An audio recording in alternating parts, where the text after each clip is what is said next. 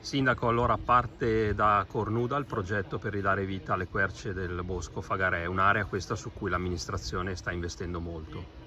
Sì, è veramente una grande soddisfazione poter partire proprio qui dall'interno del bosco con il progetto Quercon, un progetto su cui abbiamo creduto fin da subito e che ha ricevuto il finanziamento importante da parte della Regione Veneto, che è finalizzato a rinnovare, rigenerare, riqualificare questo importante polmone verde della nostra comunità. Il Bosco del Fagarè è un simbolo del nostro paese, si estende su 150 ettari ed è un punto di riferimento per tantissimi cittadini. Oggi coinvolgiamo sia l'Università di Padova, il Museo di Montebelluna, Lega Ambiente, WWF, tantissimi stakeholders pubblici e privati, tutti assieme per lavorare per favorire la crescita, il mantenimento e la rigenerazione del Bosco del Fagarè.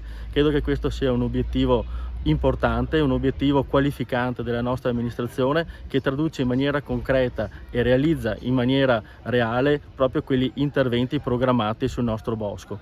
Grazie.